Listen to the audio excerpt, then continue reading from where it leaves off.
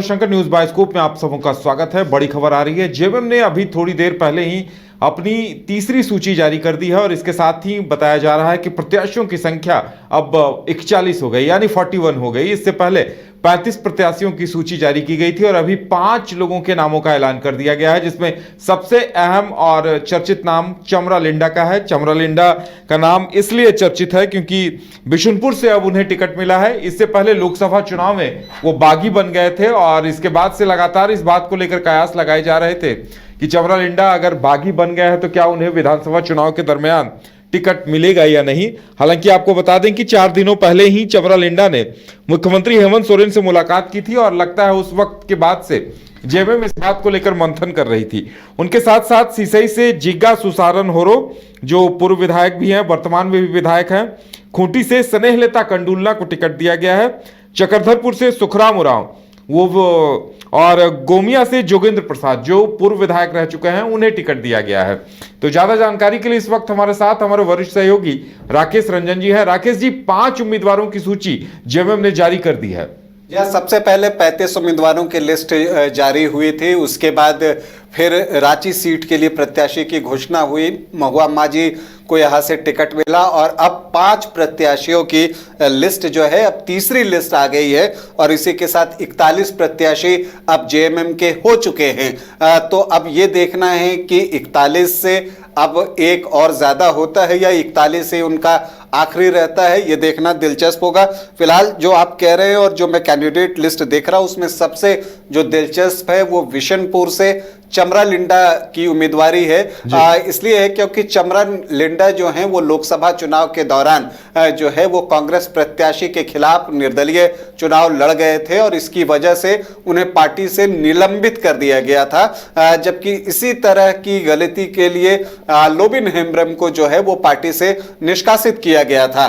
तो उसके बाद इनका निलंबन था और उसी वक्त से हम लोग ये कहते चले आ रहे हैं कि चमरा लिंडा का सिर्फ निलंबन हुआ, निष्कासन नहीं हुआ। इसका मतलब यह है कि विधानसभा में जेएमएम को उनकी जरूरत है, मतलब कि वो एक कंफर्म सीट जैसी जो है बात लेती है जेएमएम। और वो अगर आप देखें तो वो रिकॉर्ड में दिखता भी है। विशनपुर से लगातार 3 बार से चमरा लिंडा जीत रहे हैं, मतलब कि जीत की हैट्रिक जो है उन्होंने लगा ली है। 2009 में वो राष्ट्रीय कल्याण पक्ष के उम्मीदवार के तौर पर जीते। इसके अलावा 2014 और 2019 में वो जेएमएम प्रत्याशी के तौर पर जो है वो चुनाव जीतने में सफल रहे हैं। 2014 में उन्होंने समीर उरांव को पराजित किया था और 19 में अशोक उरांव को उन्होंने शिकस्त दी थी और मार्जिन जो है उनका अच्छा रहता है।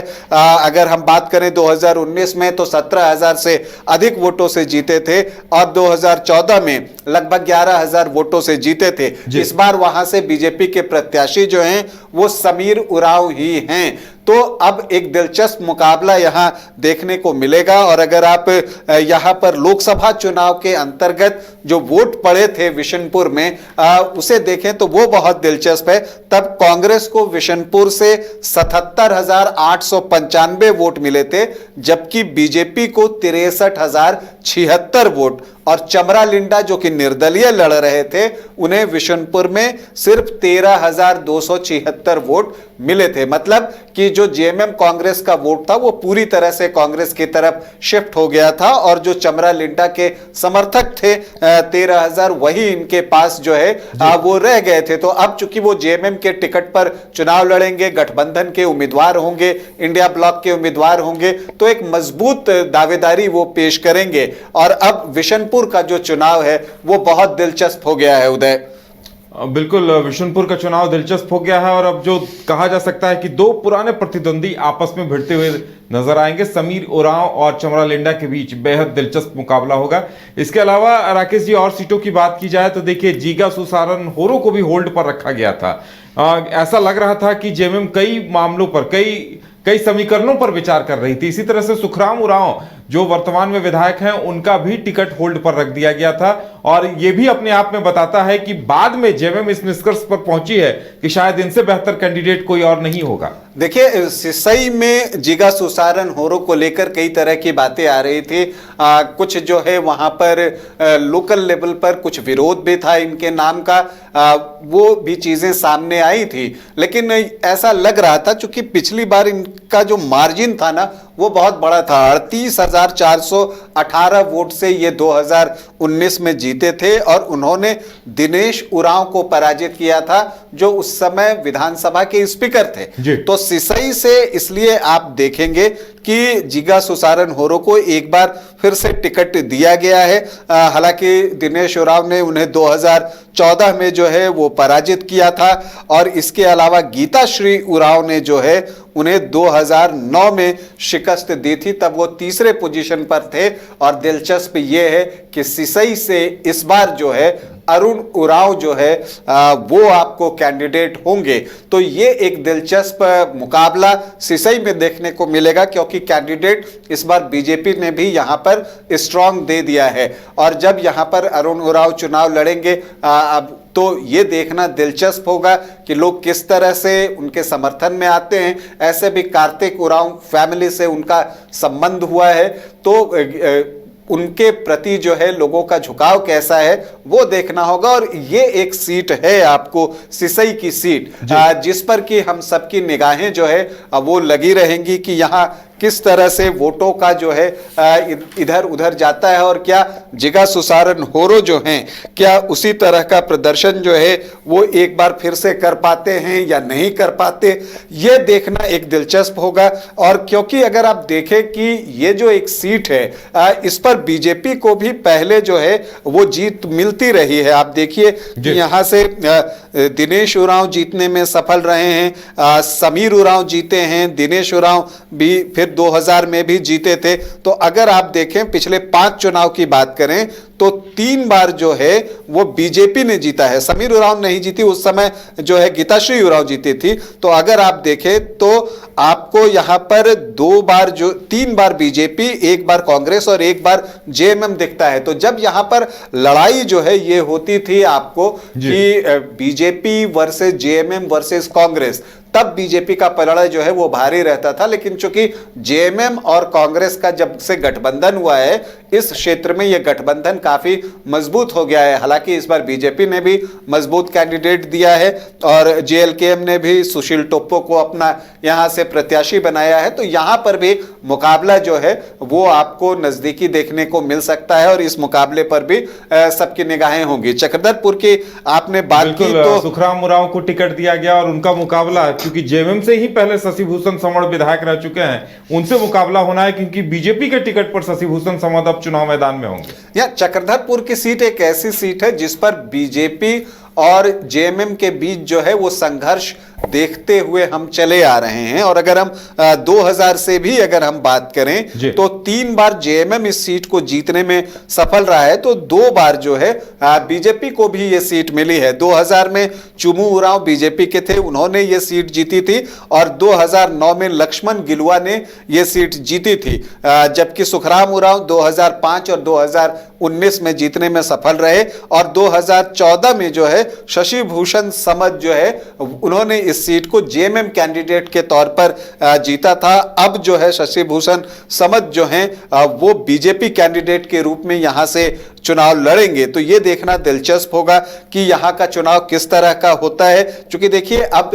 ये जो इलाका है यहां पर तीसरा कोण नहीं बनेगा, यहां पर अब कोई कांग्रेस नहीं है। लेकिन एक चीज और भी है कि जो अन्य दलों के वोट होते थे, जैसे पिछली बार यहां से आजसू भी चुनाव लड़ गया था, उसका नुकसान भी लक्ष्मण गिलुआ को उठाना पड़ा था। रामलाल मुंडा आजसू के प्रत्याशी थे, उनकी वजह से बीजेपी को यह सीट लूज करनी पड़ी थी। जी हाँ, और वो रामलाल मुंडा ने 17,000 से ज्यादा वोट लाए थे और हार जीत का फर्क 12,000 वोटों का था। तो अगर उस समय बीजेपी और आजसू का गठबंधन रहा होता तो ये सीट जो है बीजेपी को जा सकती थी। तो इसीलिए मुझे लगता लगता है कि चक्रधरपुर सीट भी एक ऐसी सीट है जिस पर कि लोगों की नजर होगी। और इसके अलावा अगर हम बात करें तो एक सीट गोमिया की बात आती है। गोमिया में भी दिलचस्प मुकाबला होगा। वहां से लंबोदर महतो जो हैं वो आजसू के टिकट पर पिछला चुनाव जीते थे, विधायक हैं, और उनके सामने जो है अब योगेंद्र प्रसाद जो है वो खुद उतरेंगे। तो ये एक दिलचस्प लड़ाई यहां पर भी होगी। योगेंद्र प्रसाद इससे पहले चूंकि उन्हें सजा सुनाई गई थी तो उन्हें ये सीट छोड़नी पड़ी थी, इस वजह से उपचुनाव भी हुआ था। उनकी पत्नी बबीता देवी भी जीत कर आई थी। तो अब योगेंद्र प्रसाद फिर से चुनावी मैदान में होंगे और उनका मुकाबला अब लंबोदर महतो से होगा। और वहां पे चूंकि जेल कैम यानी जयराम महतो की भी दमदार मौजूदगी है तो उनका भी प्रत्याशी वहां पर, यानी लगता है कि वहां त्रिकोणीय मुकाबला इस बार होगा। जी हाँ, वहां निश्चित तौर पर त्रिकोणीय मुकाबला होगा, क्योंकि वहां पर अगर आप देखें तो जो महतो वोटर्स हैं वो लगभग 22% के आसपास हैं। तो इसका बहुत बड़ा योगदान होगा और मुस्लिम 13.7% हैं। तो जयराम यहां पर पूरा जोर लगाएंगे और यही वजह है कि जयराम ने अभी गोमिया के लिए जो है अपना कैंडिडेट घोषित नहीं किया है। कई बार चर्चा इस बात को लेकर भी होती है कि जयराम महतो खुद भी वहां प्रत्याशी हो सकते हैं। जी हाँ, जयराम 2 सीटों से लड़ने की उनकी बात थी। जी हाँ, जयराम जिन 3 सीटों की बात करते हैं जो उनके लिए दूसरी सीट हो सकती है, उसमें गोमिया, बेरमो और मांडू है। ये 3 सीट है। तो गोमिया भी उसमें से एक सीट है। और चूंकि यहां पर अगर आप आंकड़े देखें, डुमरी से तो उन्होंने ऐलान कर ही दिया है, डुमरी से तो वो लड़ेंगे। मांडू सीट को लेकर कहा जाता है कि मांडू सीट पर भी वो लड़ सकते हैं। जी हाँ, यही मैंने कहा ना, 3 सीट है, गोमिया, बेरमो और मांडू। इस 3 में से कोई भी एक सीट उनकी दूसरी सीट जो है वो बनेगी। और यहां पर अगर आप देखें तो महतो अगर 22% हैं और अगर उसका बड़ा चंक जो है, हालांकि तीनों महतो वोटर्स होंगे तो इसमें डिस्ट्रीब्यूशन होगा वोटों का, और ये बात भी आप मानकर चलिए, चूंकि तीनों ही कैंडिडेट जो है वो दमदार हैं। चूंकि वो जयराम के कैंडिडेट हों या फिर आप वहां पर लंबोदर महतो की बात कर लीजिए या आप योगेंद्र प्रसाद की बात कर लीजिए, तो यहां पर जो है तीनों ही कैंडिडेट स्ट्रांग हैं। और ये मानकर चलिए कि यहां कुर्मी वोटों में बंटवारा दिखेगा और फिर जो अन्य कास्ट है उन पर बहुत कुछ निर्भर करेगा। और यहां जेएमएम के लिए गोमिया में बीजेपी आजसू चूंकि अब एक साथ एक फोल्डर में होंगे तो इसका थोड़ा सा फायदा मिलता हुआ दिखाई देगा। लेकिन जयराम महतो और अब योगेंद्र महतो से मुकाबला होगा तो काफी कांटे का मुकाबला रहेगा। जी हाँ, बिल्कुल बहुत कांटे का मुकाबला रहेगा। और यहां पर अगर हम देखते हैं तो जो मुस्लिम वोटर्स हैं वो 13.7% हैं। अब इनका रुख किस तरफ है ये तो तय है कि एनडीए की तरफ उतना नहीं होगा, वो नेचुरली जेएमएम या जयराम की तरफ जाएगा। तो क्या ये गुच्छों में एक तरफ जाते हैं, मतलब पूरा वोट एक तरफ जाता है, या उसमें भी डिस्ट्रीब्यूशन होता है? अगर डिस्ट्रीब्यूशन होता है तो लंबोदर महतो का काम थोड़ा आसान हो जाएगा। लेकिन यहां पर मुस्लिम वोटर्स को भी यह अनुमान लगाना होगा कि लंबोदर महतो से डायरेक्ट कॉन्टेस्ट किसका है, कौन उनसे नजदीकी मुकाबले में है, वो योगेंद्र प्रसाद हैं या जो जयराम की पार्टी के कैंडिडेट हैं वो हैं, और तब जाकर वो इस निर्णय को लेने की स्थिति में होंगे। इसके अलावा यहां पर ओबीसी वोटर्स की भी संख्या अच्छी है, जो अन्य ओबीसी वोटर्स हैं कुर्मी को छोड़ने के बाद, तो अगर आप देखें तो उनकी भी संख्या अच्छी है। और ज्यादातर ओबीसी वोटर्स जो है वो बीजेपी की तरफ इन दिनों थोड़े इंक्लाइंड दिखे हैं। जब से प्रधानमंत्री नरेंद्र मोदी आए हैं तब से ओबीसी वोटर्स का एक बड़ा हिस्सा जो है वो बीजेपी की तरफ जाने लगा है। ये चीजें हमने लोकसभा चुनाव के दौरान भी देखी थी। और इसके अलावा जो कथित अगड़ी जातियां हैं उनके वोट भी जो हैं वो बीजेपी की तरफ जाता है, तो उसका फायदा जो है आजसू को मिल सकता है। लेकिन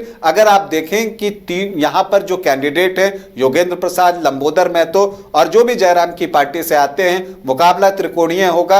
और त्रिकोणीय मुकाबले में यह भी आप मान कर चलिए कि अगर कोई कैंडिडेट जो है वो 35 से 40% के बीच वोट ले आता है तो उसके जीत की संभावना जो है वो बढ़ जाती है। और त्रिकोणीय मुकाबले में यह भविष्यवाणी करना बड़ा मुश्किल है कि कौन जो है आगे चल रहा है। तो इसलिए गोमिया भी एक ऐसी सीट है जिस पर कि हम सब की नजर होगी।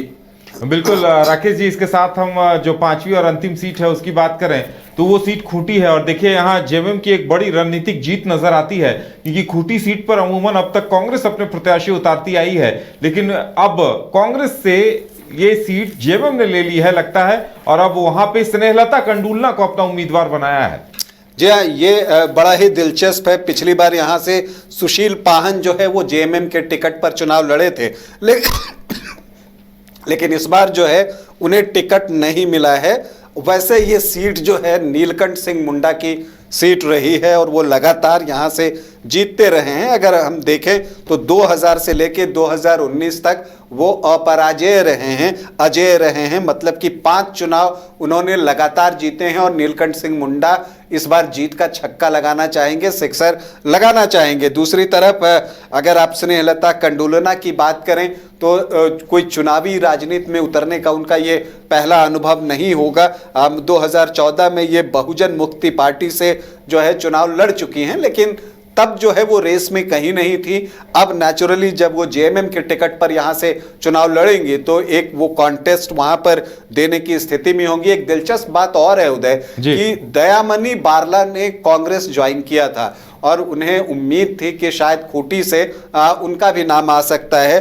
वो पिछली बार यहाँ से जेवीएम के टिकट पर चुनाव लड़ी थी और तब जो है उन्होंने लगभग 15.5% वोट लाए थे, 20,000 से ज़्यादा वोट उन्होंने लाए थे। लेकिन चूंकि अब ये सीट गठबंधन में गई है तो नेचुरली जब जेएमएम और कांग्रेस का एक ही कैंडिडेट होगा तो ऐसी परिस्थिति में और खूंटी सीट देखिए आज चर्चा में इसलिए भी थी क्योंकि वहां से एक कैदी ने हाथों में हथकड़ी लगाकर आज नामांकन दाखिल किया था, मौसी चरण मुंडा, और वो 2009 में भी चुनाव लड़ चुके थे। लेकिन फिलहाल वो एक मामले में जेल में है तो जेल से ही उन्होंने आज नॉमिनेशन फाइल किया है।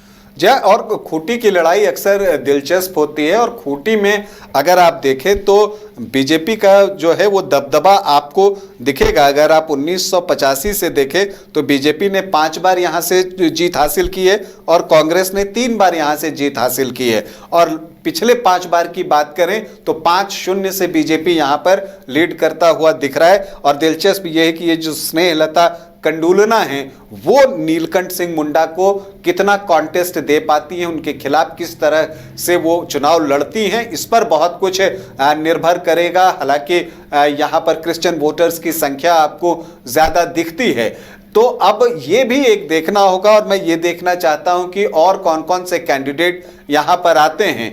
क्या दयामनी बारला चुनाव अब लड़ेंगी या वो गठबंधन धर्म का पालन करते हुए जो है अब चुनाव के मैदान में नहीं आएंगी? चूंकि अब देखिए वो कांग्रेस के टिकट से तो आ नहीं सकती, अगर आना होगा तो फिर उन्हें किसी अन्य पार्टी या निर्दलीय ही आना होगा। तो एक वो चीज़ है, एक उनकी उम्मीदें जो है वो यहाँ पर ख़त्म हुई हैं। लेकिन कुल मिलाकर अगर आप देखें और जो कैंडिडेट आप देखते हैं, दूसरे लिस्ट में महुआ माझी का नाम आया था रांची से सीपी सिंह के खिलाफ, वो मुकाबला भी बहुत दिलचस्प होने जा रहा है। तो आज जो है कुल 6 नाम आ गए। कल पहली सूची आई देर रात, लगभग 11:55 के आसपास जो है वो पहली सूची आई थी और उसमें 35 कैंडिडेट थे। फिर आज दूसरी सूची आई, उसमें महुआ माझी का नाम था और अब जो है तीसरी सूची आ गई 5 कैंडिडेट्स की। तो ये हो गई आपको 41 सीट। तो अब देखना है कि क्या यही हिस्सा जो है वो जेएमएम का था, क्योंकि जो घोषणा हुई थी उसके अनुसार जेएमएम और कांग्रेस जो है वो 70 सीटों पर चुनाव लड़ेंगे। तो उस हिसाब से अगर 41 सीटें जो है वो जेएमएम ने घोषित कर दी हैं उस पर अपने उम्मीदवार, तो 29 सीटें जो है अगर आप इसमें जोड़ दें कांग्रेस के तो वो 70 हो जाता है। हालांकि कांग्रेस के अध्यक्ष ने एक दिन पहले कहा था कि वो शायद 30 सीटों पर चुनाव लड़ेंगे। तो देखना है कि वो जो घोषित हुए थे 70 सीट, क्या उससे जेएमएम कांग्रेस जो है वो थोड़ा आगे बढ़ता है और आरजेडी और सीपीआईएमएल को नुकसान होता है। क्योंकि आपने देखा कि धनवार सीट पर जो है जेएमएम ने भी कैंडिडेट दे दिया निजामुद्दीन को और इसके अलावा जो है माले ने भी जो है वो अपना कैंडिडेट उतार दिया राजकुमार यादव के रूप में। तो एक जगह जो है इंडिया गठबंधन ऑलरेडी भिड़ रहा है। अब देखना है कि क्या कहीं और भी वैसी स्थिति आती है या यही सीट फाइनल है 41 सीट। बिल्कुल, अब इंतजार इस बात का रहेगा कि जेएमएम 41 पर यही थमता है या आगे और भी कुछ सीटों पर अब चौथी सूची भी जारी होगी। ये सबसे बड़ी बात होगी, देखने वाली बात होगी और इंतजार इस बात का रहेगा। तो पल पल की अपडेट हम आपको देते रहेंगे। फिलहाल इतना ही, हमें दीजिए इजाजत और आप देखते रहिए न्यूज़ 22 को।